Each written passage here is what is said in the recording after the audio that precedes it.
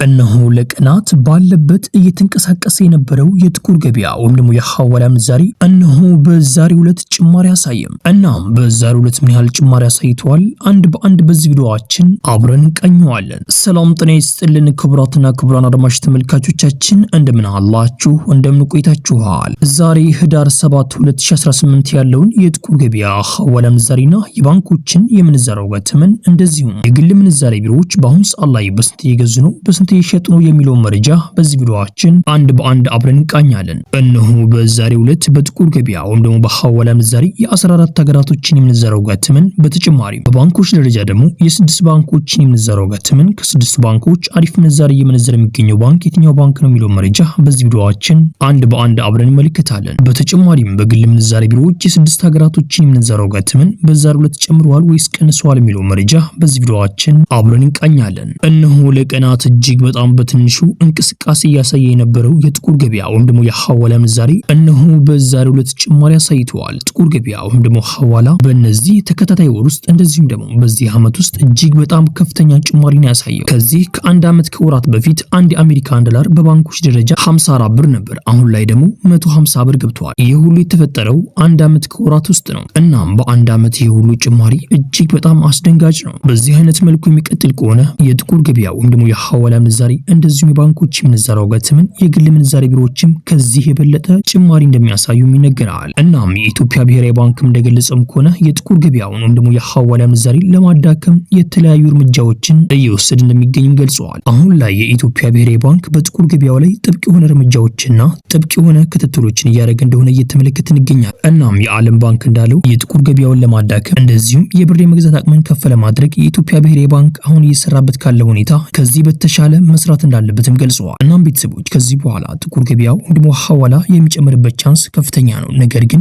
የሚቀንሱበትም እድሎች አሉ። ነገር ግን የመቀነስ ቻንሱ ዝቅተኛ እንደሆነ ይነገራል። እናም ቤተሰቦች የባንኮችም የምንዛሬ ተመን እለት በእለት ቀን በቀን እየጨመረ ይገኛል። እንደዚሁም የግል ምንዛሬ ቢሮዎችም እየጨመሩ ይገኛሉ። እናም በዛሬው ዕለት ምን ያህል ጭማሪ አሳይተዋል? አንድ በአንድ በዚህ ቪዲዮአችን አብረን እንቃኘዋለን። ቤተሰቦች አብዛኛውን ጊዜ እንደምናደርገው በኮሜንት ላይ የምትጠይቁ ጥያቄዎችን መልስ ሰጣለን። እናም በዛሬው ዕለት ምን ያህል ኮሜንቶች አሉ? ምን ያህል ኮሜንቶችን እንመልሳለን? አንድ በአንድ በዚህ ቪዲዮአችን አብረን እንቃኘዋለን። የመጀመሪያው ኮሜንት እንደዚህ ይላል። የተዘጋ አካውንት አለኝ እንደዚሁም ከከፈኩት አንድ አመት ሆኖኛል። እናም ይህን አካውንት ማንቀሳቀስ እችላለሁ እንዴ ወይም ደግሞ በዚህ አካውንት መጠቀም እችላለሁ እንዴ ብሎ ጠይቀዋል። በሚገባ ይቻላል። ምን መሰላችሁትና ወንድሞቼ አንድ አመት የቆየ አካውንት ኢንአክቲቭ ሊሆን ይችላል እንጂ መቼም ሊዘጋ ወይም ደግሞ ሎክ ሊደረግ አይችልም ማለት ነው። እናም የሞባይል ባንኪንግ እንደዚሁም ደግሞ ሲቢኢ በተጨማሪም ሱፐር አፖችን መጠቀም የምትፈልጉ ከሆነ ግዴታ አካውንታችሁ መሆን አለበት፣ አክቲቭ መሆን አለበት። እናም 6 ወር ወይም ደግሞ አንድ አመት ሊሆን ይችላል። አሁን ላይ 6 ወሩን ትተውት በአንድ አመት ሳይሆን አይቀርም ኢንአክቲቭ የሚሆነው አካውንት ማለት ነው። እናም ቤተሰቦች ኢንአክቲቭ ከሆነባችሁ በአጠቃላይ አካውንታችሁን ማስተካከል አለባችሁ። ለምንድን ካላችሁ በዲጂታል መንገድ ገንዘባችሁ መላክ ከፈለጋችሁ ኢንአክቲቭ የነበረውን አካውንት ወደ አክቲቭ መቀየር አለባችሁ ማለት ነው። ነገር ግን ባንክ ቤት ሄዳችሁ ማውጣትም እንደዚሁም ደግሞ እዛው ባንክ ቤት ሆናችሁ ወደ ሌላ ሰው አካውንት ገንዘብ ማስገባት ትችላላችሁ። ይህ የሚቻል ነገር ነው። ነገር ግን በዲጂታል መንገድ ወይም ደግሞ በሱፐር አፕ እንደዚሁም ደግሞ በሲቢኢ ብርና በሞባይል ባንኪንግ ገንዘባችሁ መላክ ከፈለጋችሁ ግዴታ ምን መሆን አለበት ማለት ነው? ኢንአክቲቭ የነበረውን አካውንት ወደ አክቲቭ ማስቀየር አለባችሁ ማለት ነው። እናም ባንክ ቤት በመሄድ ያስተካክሉላችኋል። ይሄም ደግሞ የሚቆይ አይደለም፣ በትንሽ ደቂቃ ውስጥ ይጨርሱላችኋል። እናም ቤተሰቦች በአጠቃላይ በዲጂታል መንገድ ገንዘባችሁ መላክ ከፈለጋችሁ እንደዚሁም ደግሞ ወደ አካውንታችሁ እንዲገባላችሁ ከፈለጋችሁ መጀመሪያ አካውንታችሁ አክቲቭ መሆን አለበት ማለት ነው። አካውንታችሁ ላይ ምንም አይነት እንቅስቃሴ ለ6 ወር ወይም ደግሞ ለ1 አመት እንደዚሁም ደግሞ ለ2 አመት የምታደርጉ ከሆነ ከዛም በላይ አመት ቢሆን አካውንታችሁ ኢንአክቲቭ ይሆናል ማለት ነው።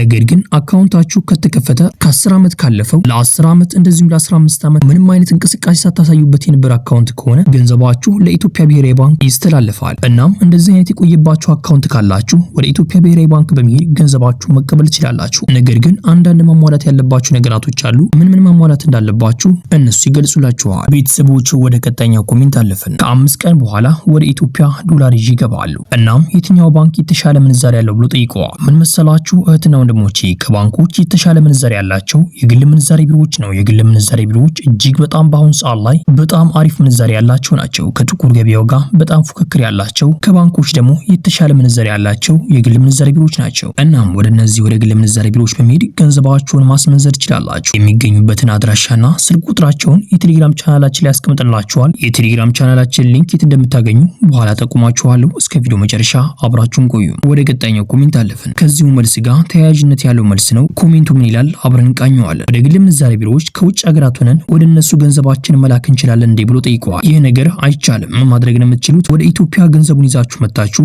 ወደ እነሱ ወደ ግል ምንዛሬ ቢሮዎች በመሄድ ገንዘባችሁን ማስመንዘር ትችላላችሁ። ምንዛሬያቸውን አሁን እንመለከታለን። እናም ወደ ኢትዮጵያ መግባት ሀሳብ ካላችሁ ወደ እነሱ ሄዳችሁ ብታስመነዝሩ የተሻለ ነው። እናንተ እንኳን ወደ ኢትዮጵያ ባመጡ ቤተሰባችሁ ወይም ደግሞ ጓደኛችሁ ወደ ኢትዮጵያ የሚመጣ ከሆነ ወደ እነዚህ ወደ ግል ምንዛሬ ቢሮዎች በመሄድ እንዲያስመነዝርላችሁ ማስደረግ ትችላላችሁ። እናም ቤተሰቡ አሁን ላይ ከጥቁር ገበያው እንደዚሁም ከባንኮች ምንዛሬው ጋር ተመን የተሻለ ምንዛሬ ያላቸው እንደዚሁም ደግሞ ከጥቁር ገበያው ደግሞ በጣም ታማኝነት ያላቸው የግል ምንዛሬ ቢሮዎች ስለሆኑ እነሱን ብትጠቀሙ በአሁን ሰዓት ላይ የተሻለ ይመስለኛል። የእናንተን ደግሞ አስተያየት በኮሜንት ላይ ያሳውቁኝ። ከጥቁር ገበያው የተሻለ ነው ስላችሁ አሁን ላይ በጥቁር ገበያው ወይም ደግሞ በሐዋላ ምንዛሬ ገንዘባቸውን የሚልኩትና ወንድሞቻችን ብዙዎቹ ገንዘባቸው እየተያዘባቸውና እንደዚሁም እየተወረሰባቸው ስለሚገኝ እንደዚሁም ደግሞ ብዙዎችም እየተጭበረበሩ ስለሚገኝ ከዛ አንፃር በጣም የተሻለ ነው ብዬ አስባለሁ። ለበለጠ ደግሞ እናንተ ማስተያየታችሁን በኮሜንት ላይ አስፍሩልን። ቤተሰቡ ይህ ቪዲዮ ሌላ ኢትዮጵያ ወገኖቻችን ይጠቅማል ብላችሁ ካሰባችሁ ይህን ቪዲዮ ሼር አድርጉላቸው። እንደዚሁም ደግሞ ቪዲዮ ላይክ ማድረግ ሌላ ኢትዮጵያ ወገኖቻችን ጋር ተደራሽ ነው ማድረግ ትችላላችሁ። ቻናላችንን ሰብስክራይብ በማድረግ ደግሞ ቀጣይ የምንለቃቸው ቪዲዮዎች በፍጥነት እንደርሳችሁ ማድረግ ትችላላችሁ። ያላችሁን ደግሞ አስተያየት በኮሜንት ላይ ጻፉልኝ። ጥያቄም ካላችሁ በኮሜንት ላይ አሳውቁኝ። የምናውቁ ከሆነ እንመልስላችኋለን። ቤተሰቦች ቪዲዮ ላይክ ያደርጋችሁ እስከ ቪዲዮ መጨረሻ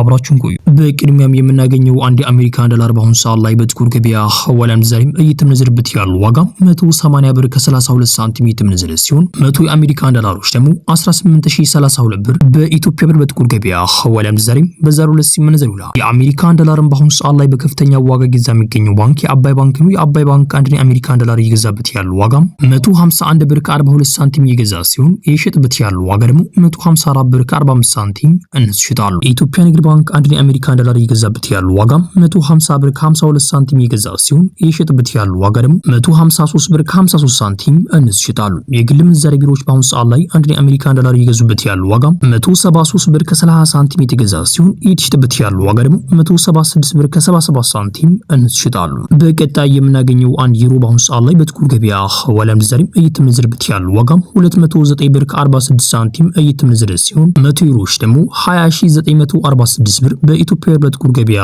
ሐዋላ ምንዛሬም በዛሬው ዕለት ሲመነዘር ይውላል። ዩሮን በአሁኑ ሰዓት ላይ በከፍተኛ ዋጋ ገዛ የሚገኘው ባንክ የአምሃራ ባንክ ነው። የአምሃራ ባንክ አንድ ዩሮ የገዛበት ያለው ዋጋ 175 ብር ከ91 ሳንቲም የገዛ ሲሆን የሸጠበት ያለው ዋጋ ደግሞ 179 ብር ከ42 ሳንቲም እነሱ ይሸጣሉ። የኢትዮጵያ ንግድ ባንክ አንድ ዩሮ የገዛበት ያለው ዋጋ 174 ብር ከ23 ሳንቲም የገዛ ሲሆን የሸጠበት ያለው ዋጋ ደግሞ 177 ብር ከ72 ሳንቲም እነሱ ይሸጣሉ። የግል ምንዛሬ ቢሮዎች በአሁኑ ሰዓት ላይ አንድ ዩሮ የገዙበት ያለው ዋጋ 194 ብር ከ55 ሳንቲም የገዙ ሲሆን የሸጠበት ያለው ዋጋ ደግሞ 198 ብር ከ44 ሳንቲም እነሱ ይሸጣሉ። በቀጣይ የምናገኘው አንድ ስዊስ ፍራንክ በአሁኑ ሰዓት ላይ በጥቁር ገበያ ሐዋላ ምንዛሬም እየተመነዘረበት ያለው ዋጋ 226 ብር ከ86 ሳንቲም እየተመነዘረ ሲሆን 100 ስዊስ ፍራንኮች ደግሞ 22686 ብር በኢትዮጵያ ብር በጥቁር ገበያ ሐዋላ ምንዛሬም በዛሬው ዕለት ሲመነዘር ይውላል። የስዊስ ፍራንክን በአሁኑ ሰዓት ላይ በከፍተኛ ዋጋ ገዛ የሚገኘው ባንክ የኦሮሚያ ባንክ ነው። የኦሮሚያ ባንክ አንድ ስዊስ ፍራንክ የገዛበት ያለው ዋጋ 190 ብር ከ57 ሳንቲም የገዛ ሲሆን የሸጠበት ያለው ዋጋ ደግሞ 194 ብር ከ38 ሳንቲም እነሱ ይሸጣሉ።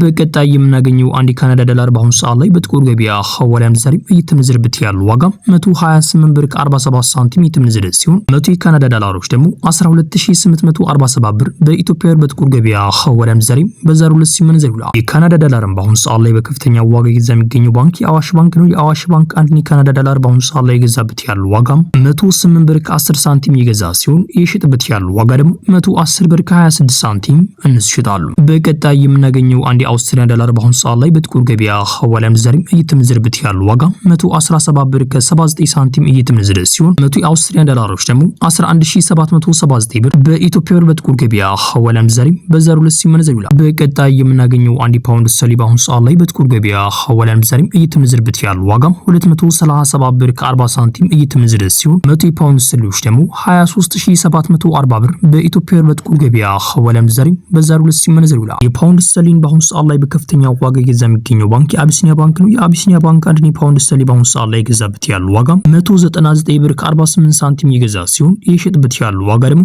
203 ብር ከ47 ሳንቲም እነሱ ይሸጣሉ። በቀጣይ የምናገኘው አንድ ኪዩት ዲናር በአሁኑ ሰዓት ላይ በጥቁር ገበያ ሐዋላ ምንዛሬም እየተመነዘረበት ያለው ዋጋ 588 ብር ከ34 ሳንቲም እየተመነዘረ ሲሆን 100 ኪዩት ዲናሮች ደግሞ 58834 ብር በኢትዮጵያ ብር በጥቁር ገበያ ሐዋላ ምንዛሬም በዛሬው ዕለት ሲመነዘር ይውላል። የኪዩት ዲናርን በአሁኑ ሰዓት ላይ በከፍተኛ ዋጋ ይዛ የሚገኘው ባንክ የኦሮሚያ ባንክ ነው። የኦሮሚያ ባንክ አንድ ኪዩት ዲናር ዲናር በአሁኑ ሰዓት ላይ የገዛበት ያለው ዋጋ 494 ብር ከ26 ሳንቲም የገዛ ሲሆን የሸጠበት ያለው ዋጋ ደግሞ 504 ብር ከ14 ሳንቲም እንስሽጣሉ። በቀጣይ የምናገኘው አንድ የዱባይ ድርሃም በአሁኑ ሰዓት ላይ በጥቁር ገበያ ሐዋላ ምንዛሬም እየተመነዘረበት ያለው ዋጋ 49 ብር ከ05 ሳንቲም እየተመነዘረ ሲሆን 100 የዱባይ ድርሃሞች ደግሞ 4905 ብር በኢትዮጵያ ብር በጥቁር ገበያ ሐዋላ ምንዛሬም በዛሬው ዕለት ሲመነዘር ይውላል። የዱባይ ድርሃምን በአሁኑ ሰዓት ላይ በከፍተኛ ዋጋ እየገዛ የሚገኘው ባንክ የአዋሽ ባንክ ነው። የአዋሽ ባንክ አንድ የዱባይ ድርሃም እየገዛበት ያለው ዋጋ 43 ብር ከ68 ሳንቲም የተገዛ ሲሆን እየተሸጠበት ያለው ዋጋ ደግሞ 44 ብር ከ56 ሳንቲም እንስሽጣሉ። የኢትዮጵያ ንግድ ባንክ አንድ የዱባይ ድርሃም እየገዛበት ያለው ዋጋ